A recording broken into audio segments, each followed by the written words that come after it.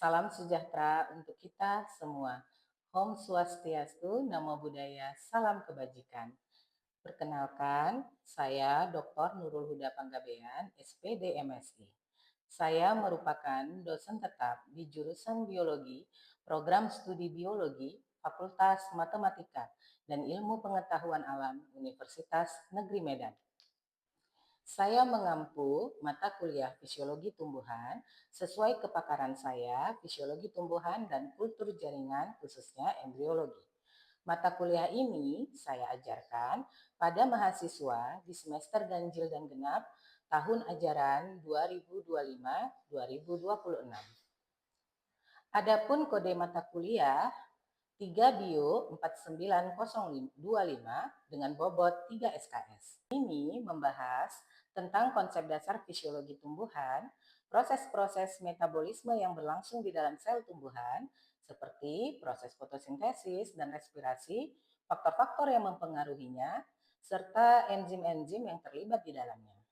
Selain itu, di dalam mata kuliah ini juga dipelajari tentang pertumbuhan dan perkembangan tanaman, faktor nutrisi, unsur hara makro dan mikro yang mempengaruhinya, peranan dan fungsi air, serta hubungan tanaman dengan lingkungannya, mekanisme pertahanan tubuh tanaman terhadap perubahan lingkungan, dan cara adaptasi tanaman secara fisiologis terhadap perubahan-perubahan tersebut. Luaran mata kuliah pada fisiologi tumbuhan yaitu laporan critical review journal, critical book review, dan draft artikel jurnal yang nantinya siap publish. Dalam perkuliahan pada mata kuliah ini terdapat 3 komponen utama dalam pembelajaran, meliputi DIA, Delivery, Interaction, dan Assessment. Delivery melalui kegiatan materi yang disampaikan sesuai dengan RPS. Untuk kegiatan interaction itu meliputi kegiatan diskusi yang berlangsung dua arah yang tentunya bersifat student centered learning melalui brainstorming, group investigation, snowball throwing, serta team-based project yang berbasis case method. Untuk penugasan dalam bentuk tugas rutin, CGR, CBR, rekayasa ide, mini riset, dan proyek, serta pemanfaatan video pembelajaran. Adapun asesmen yang terdapat pada mata kuliah ini antara lain, yang pertama, asesmen formatif yang merupakan nilai dari tugas dan proyek yang dikerjakan sesuai dengan RPS. Yang kedua, itu adalah penilaian sikap. Yang ketiga adalah penilaian sumatif dari UTS dan UAS.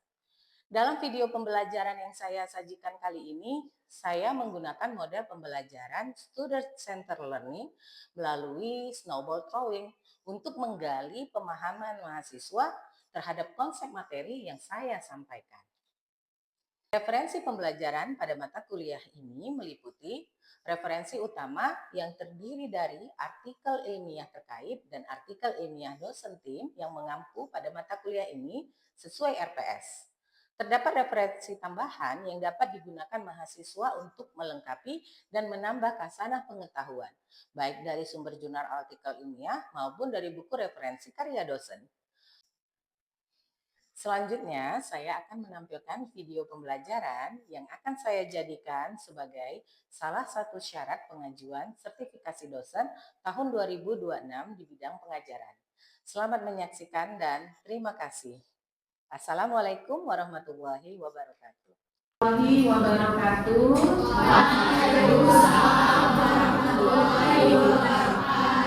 Selamat pagi Anda semua. Bagaimana keadaannya pada hari ini? Alhamdulillah. Semoga kita senantiasa diberikan kesehatan dan keselamatan oleh Tuhan Yang Maha Esa. Tetap semangat ya Anda dalam menjalankan perkuliahan dan menggapai cita-cita. Semoga kalian akan mencapai kesuksesan di kemudian hari ya. Amin. Nah, anak-anak sekalian, sebelum kita memulai kegiatan pembelajaran kita pada hari ini, sebaiknya kita berdoa agar apa yang kita kerjakan mendapatkan keberkahan dan bermanfaat bagi kita ke depannya. Doa kita mulai menurut agama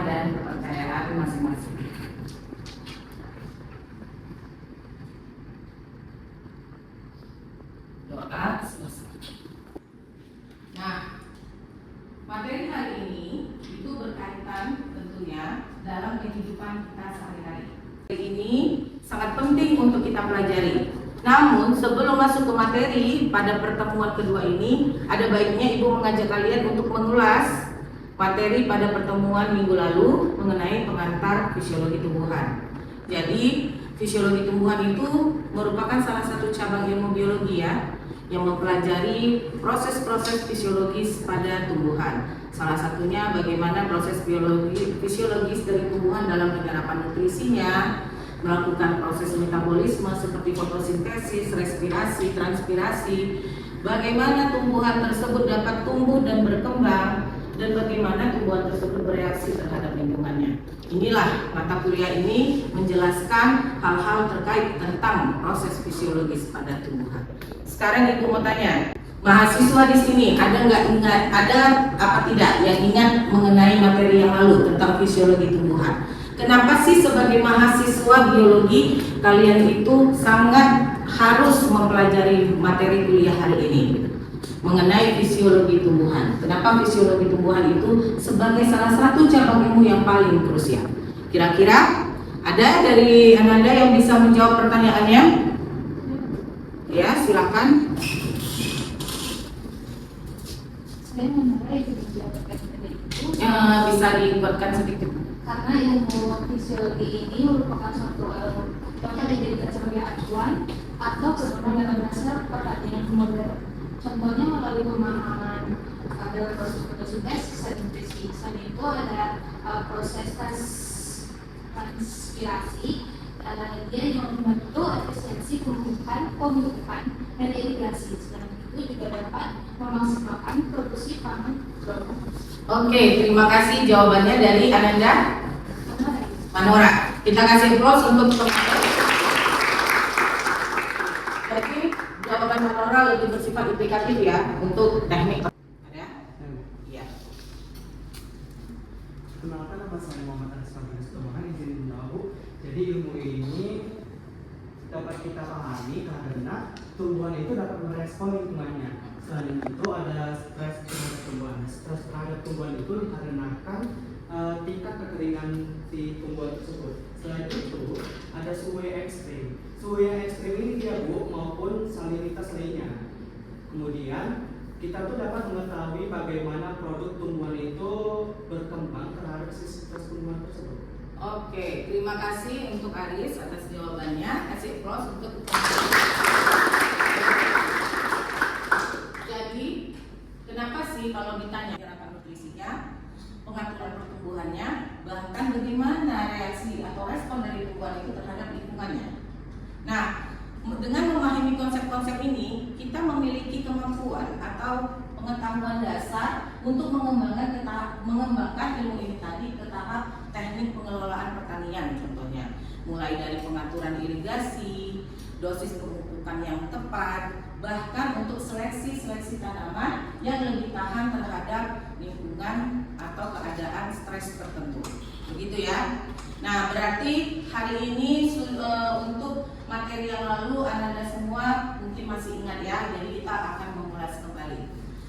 Nah, pertemuan ini kita tidak lagi membahas mengenai fisiologi tumbuhan yang pengantarnya, tapi kita akan masuk ke dalam bentuk interaksi tumbuhan dan lingkungan, mengkaji mengenai tumbuhan dan lingkungannya.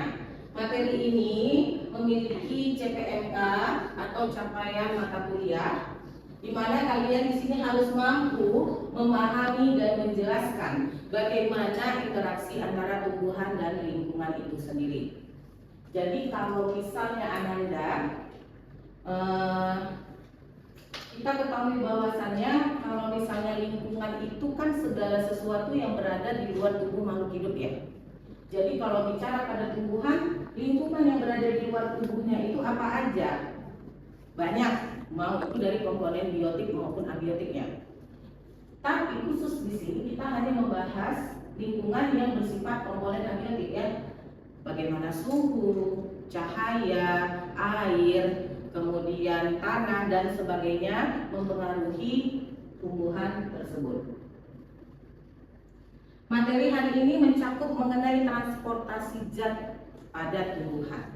Yang dikatakan transportasi berarti harus ada proses pemindahan. Berarti transportasi zat itu adalah proses pemindahan air, mineral, hasil fotosintesis dari satu bagian tanaman ke bagian tanaman yang lain menggunakan jaringan pengangkut. Begitu ya. Nah, kita pahami bahwa tumbuhan merupakan organisme autotrof. Tahu ya autotrof? Yaitu makhluk hidup yang dapat membuat makanannya sendiri. Tumbuhan juga memiliki mekanisme transport yang khusus, ya kan? Nah, dengan adanya mekanisme transport ini, hormon, air, mineral, hasil fotosintesis itu dapat diedarkan ke seluruh bagian tanaman, sehingga bagian-bagian tanaman tidak hanya daun, batang, akar, bunga, dan buah itu dapat terkoordinasi dan bekerja dengan baik. Itu dia, makanya manfaat transport pada tumbuhan. Nah, transportasi pada tumbuhan itu melibatkan yang namanya jaringan pengangkut. Sebelum Ibu yang bahas, Ibu mau bertanya, kira-kira Ananda di sini ada yang tahu jaringan pengangkut pada tumbuhan apa saja? Silakan. Perkenalkan, saya Najwa Putri Lumbungan. Jadi jaringan pengangkut pada tumbuhan itu ada dua, ada xilem dan phloem. Nah, xilem itu fungsinya untuk mengangkut air dan mineral dari akar ke daun. Nah, adapun mekanismenya itu antara lain ada tarikan transpirasi, ada tekanan akar, ada kapilaritas, dan inhibisi dinding sel. Nah, yang kedua itu ada phloem. Phloem itu mengangkut hasil fotosintesis dari daun ke seluruh bagian tubuh tumbuhan. Adapun mekanismenya itu dikarenakan perbedaan tekanan hidrostatik dari organ sumber itu yaitu sel daun dan organ tujuannya yaitu sel akar. Baik, terima kasih Ananda. Kita kasih applause untuk Jadi seperti yang dijelaskan teman kita bahwa jaringan pengangkut itu ada xilem dan phloemnya. Pembuluh kayu yaitu xilem dan pembuluh kaki yaitu phloem. Fungsinya berbeda. Kalau xilem kita kenal berfungsi sebagai pengangkut air dan darah mineral dari dalam tanah menuju ke bagian daun, sementara dari phloem itu mengangkut hasil fotosintesis dari daun menuju ke seluruh bagian tanaman. Yang menariknya di sini sumber. Karena konsentrasi gula itu meningkat bagian phloem itu tadi, menyebabkan potensial air pada jaringan phloem itu menurun. Bisa dipahami? Karena konsentrasi zat yang tinggi, potensial airnya rendah. Gitu ya. Keadaan seperti ini memasang adanya proses osmosis. Dan jadi terjadi perpindahan air dari si xilem. Xilem tadi potensial airnya tinggi, sementara phloem karena ada konsentrasi zat gula yang tinggi menyebabkan potensial airnya rendah. Terjadi proses osmosis di mana air berpindah dari xilem menuju phloem. Karena sampai ini diantarkan ke bagian-bagian tujuan itu tadi. Contohnya akar. Terjadi pembongkaran si phloem ini tadi. Pembongkaran ini bisa saja disimpan atau dipakai oleh organ tujuan itu tadi. Nah, karena sudah terjadi pembongkaran, apa yang terjadi? Potensial airnya tinggi, namun konsentrasinya sudah rendah, kan? Konsentrasi zatnya yang ada di phloem. Karena sudah dibongkar muat ibaratnya. Kemudian setelah itu bagaimana? Konsentrasi zat pada xilem yang tinggi dengan potensial airnya yang rendah. Terjadi lagi proses osmosis di situ, perpindahan air dari phloem ke xilem. Begitu seterusnya untuk melewati siklus itu tadi, untuk mengulang siklus pengantaran aliran massa. Sampai di sini bisa dipahami ya? Nah, jenis-jenis transport zat pada tumbuhan itu kita kenal ada difusi, osmosis, kemudian ada secara transport aktif ya, kemudian ada aliran massa. Untuk aliran massa itu sudah Ibu jelaskan pada contoh phloem tadi ya. Difusi. Jadi transport zat salah satunya itu adalah difusi. Difusi ini apa? Difusi adalah perpindahan molekul zat dari konsentrasi tinggi ke konsentrasi rendah. Jadi konsentrasi zat yang terlarut ya, dari zat yang terlarut yang tinggi konsentrasinya ke konsentrasi rendah. Itulah difusi. Nah, difusi ini ada beberapa faktor yang mempengaruhinya. Yang pertama gradien konsentrasi. Jadi perpindahan konsentrasi zat itu dari yang tinggi ke konsentrasi yang rendah. Yang kedua itu makanya dikatakan kalau misalnya difusi itu adalah transport pasif, tidak perlu energi, ya kan? Kemudian tadi pada difusi yang berpindah itu zatnya. Kalau pada osmosis itu perpindahan airnya. Jadi perpindahan air dari potensial air yang tinggi ke potensial air yang rendah melalui membran semi permeabel. Nah, yang perlu kalian pahami di sini mengenai proses osmosis ini melibatkan adanya larutan. Kondisi larutan ada yang hipotonik, ada yang isotonik maupun hipertonik. Jadi kalau tadi difusi itu molekul zatnya, sekarang kalau osmosis itu perpindahan air. Jadi pada ini larutan.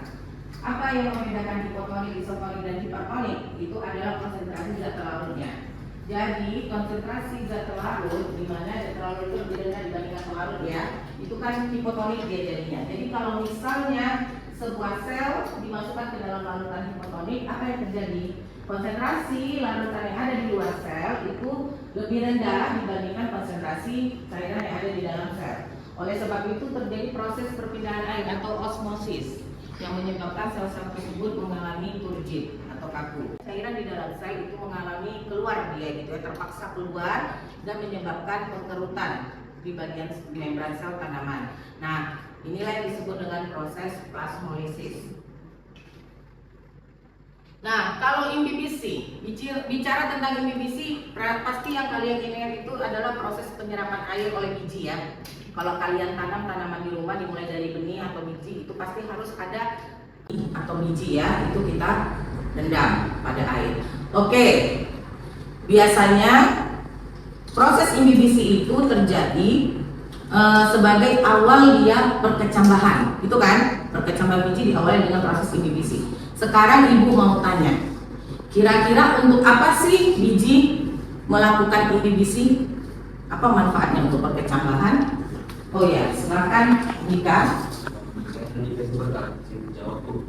Jadi BBC itu gunanya untuk mengaktifkan kembali enzim yang sebelumnya tidak aktif di dalam kecambah, sehingga dengan mengaktifkan enzim tersebut kecambah bisa melanjutkan metabolisme tubuhnya, melarutkan zat dan juga membuat cadangan makanan untuk dapat mengaktifkan kembali pertumbuhan kecambahannya. Oke, terima kasih untuk Andika dan teman-teman. Oke, sampai di sini ada nggak kira-kira yang mau ditanyakan berkaitan dengan materi kita? Ada? Ya, silakan Kak.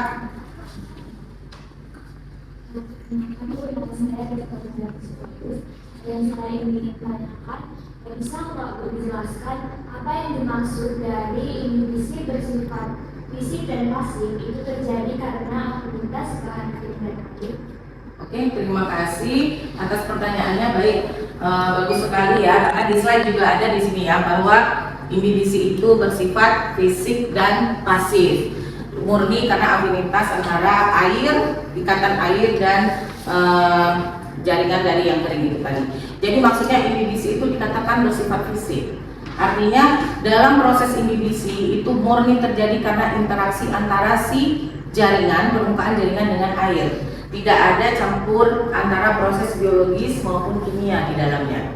Jadi jaringan yang kering itu tadi memiliki ruang-ruang mikroskopis yang kita sebut dengan pori yang dapat menyerap air. Kenapa bisa terserap air tersebut? Karena di dalam jaringan tersebut terdapat senyawa-senyawa yang bersifat mengikat air seperti selulosa, protein. Jadi senyawa-senyawa ini bersifat hidrofilik. Ya, hidrofilik itu kan air ya. Feel itu kalau kita punya perasaan suka, aku punya feeling gitu. Beda dengan hidrofobik. Hidrofobik kan fobia ya, berarti dia nggak suka air, gitu ya, bisa dipahami. Nah kemudian kenapa imbibisi itu bersifat pasif? Itu tadi sama seperti transport aktif dan transport pasif. Dia dalam prosesnya itu tidak membutuhkan energi atau ATP. Begitu? Jelas? Oke.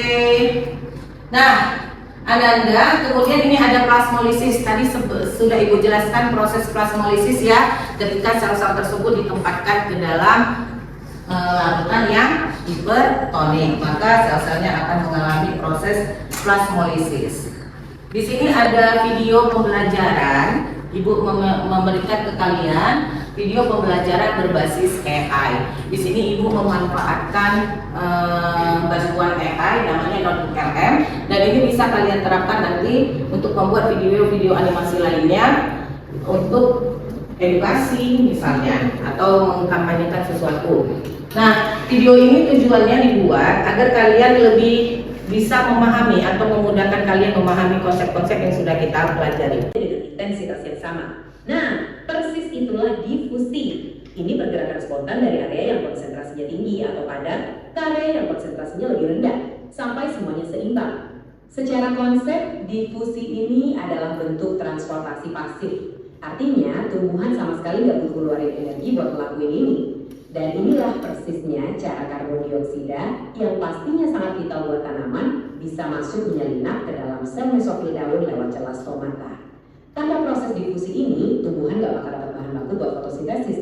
Bener-bener krusial banget. Sekarang kita geser ke osmosis. Konsepnya mirip, tapi ada bedanya sedikit. Cara buat ngebangunin enzim dan metabolisme di dalam biji buat mulai bekerja. Tanpa inhibisi, ya nggak akan pernah ada tunas baru yang berkecambah. Kalau tadi soal menyerap air, sekarang bayangin kebalikannya, plasmolisis. Biar gampang bayanginnya, pikirin ada balon air yang ditiup penuh dan dimasukin ke dalam kotak. Baik Ananda, tadi kan kita sudah menyaksikan video berbasis AI yang menjelaskan tentang bagaimana proses atau mekanisme transport zat pada tumbuhan. Snowballing. Jadi di sini Ibu jelaskan dulu ya Ananda. Jadi di sini Ibu ada pegang bola. Nanti siapa dan Ibu akan melemparkan bola ini kepada kalian secara acak. Bagi siapa yang mendapatkan bola, wajib memberikan pertanyaan dan melemparkan kembali ke temannya. Dan temannya wajib menjawab. Begitu seterusnya ya Anda. Bisa? Bisa. Oke, Ibu kasih. Silakan buat kasih waktu untuk memperlihatkannya.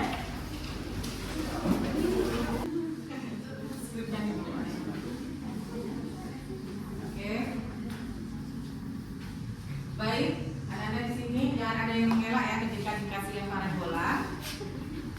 Usahakan untuk menangkap bolanya karena pembelajaran ini Ibu rasa cukup interaktif. Ibu akan lempar ke salah satu. Ya.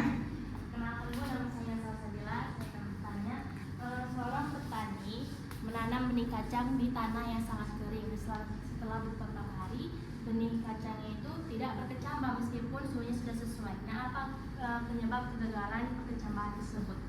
Oke, terima kasih Salsabila. Kira-kira Salsabila mau melemparkan kepada siapa bola tersebut untuk menjawab pertanyaannya? Nah, jadi benih itu gagal berkecambah. Namanya siapa? Nama saya Zaskia Ramadhani, Bu. Nah, jadi benih itu gagal berkecambah karena dia kekurangan air untuk proses inhibisi. Nah, jadi tanpa air enzim itu tidak dapat aktif, terus cadangan makanan juga tidak dapat terurai dan embrionya itu tidak dapat tumbuh. Ya, sebelum ini kita kasih aplaus dulu.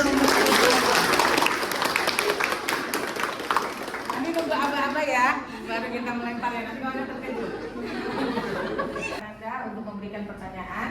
Baik, nama saya Fani. Saya ingin bertanya, menurut saya tanaman yang terlalu diberi pupuk yang terlalu tinggi itu akan layu. Nah, meskipun tanahnya itu menyimpan air, bagaimana menurut Anda?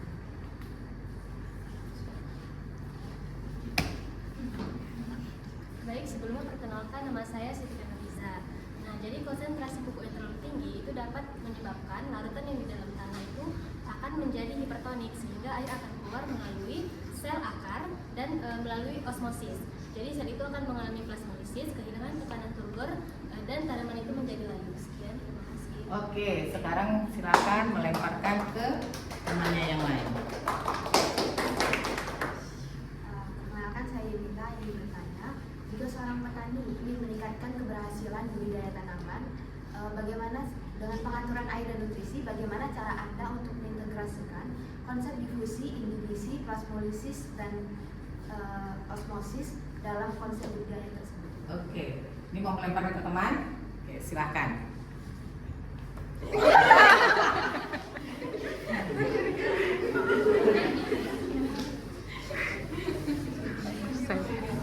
perkenalkan nama saya Alika yang menjawab integrasi dari konsep difusi, osmosis, imibisi, dan kosmolisis sendiri terhadap pengaplikasian pertanian, yaitu difusi sendiri merupakan membantu pertukaran gas untuk fotosintesis, sedangkan osmosis yaitu mengatur penyerapan air, dan imibisi yaitu membantu perkecambahan benih, dan yang terakhir itu ada plasmolisis yang dimana dia mencegah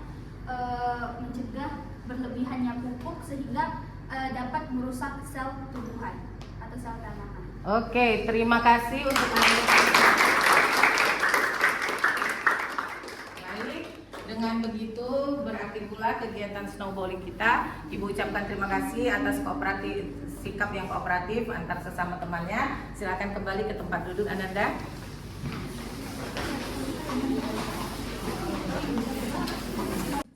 Baik Ananda. Nah, sebelum mengakhiri kegiatan perkuliahan, di sini Ibu ada mengupload ke Sigda kalian mengenai soal yang akan menjadi kuis kalian pada hari ini. Silakan kalian kumpulkan 2 hari ke depan dengan cara mengupload tugas tersebut ya. Dengan begini berakhir pula pertemuan perkuliahan kita pada hari ini. Kita telah sampai di akhir perkuliahan. Baik, kesimpulan itu pada perkuliahan kita pada hari ini itu adalah kita telah mempelajari mengenai proses transport pada tumbuhan, yaitu difusi, osmosis, imibisi, dan plasmolisis. Proses-proses atau mekanisme ini merupakan cara tumbuhan untuk melakukan perpindahan zat dan menjaga keseimbangan air di dalam tubuhnya. Tentunya manfaat dari mekanisme ini adalah menjaga tumbuhan tersebut dalam hal keseimbangan air di dalam, kemudian menjaga turgor selnya, dan kemampuan tumbuhan tersebut beradaptasi dengan lingkungannya. Konsep-konsep ini dapat kita aplikasikan dalam kehidupan sehari-hari maupun dalam bidang pertanian, khususnya dalam pengelolaan pertanian, mulai dari mekanisme pengairan atau irigasi, pemupukan yang tepat, bahkan seleksi tanaman yang bisa tahan terhadap cekaman lingkungan.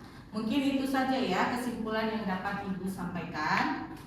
Kita akhiri perkuliahan. Sebelum Ibu mengakhiri perkuliahan ini, Ibu ingin mengingatkan bahwa minggu depan kita akan berjumpa kembali pada pertemuan ketiga di waktu dan hari yang sama. Itu kita akan membahas mengenai transpirasi pada tumbuhan. Silakan Ananda membaca-baca dulu sebelum kita mengadakan perkuliahan, karena di pertemuan berikutnya Ibu akan case method membuat. Baik Ananda, sekian dulu yang dapat Ibu sampaikan pada perkuliahan kita pada hari ini. Lebih dan kurang Ibu mohon maaf. Wabillahi taufiq wal hidayah. Assalamualaikum warahmatullahi wabarakatuh.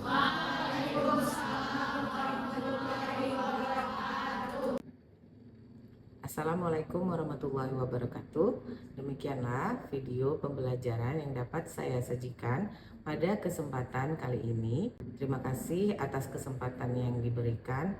Sampai bertemu di lain waktu. Assalamualaikum warahmatullahi wabarakatuh.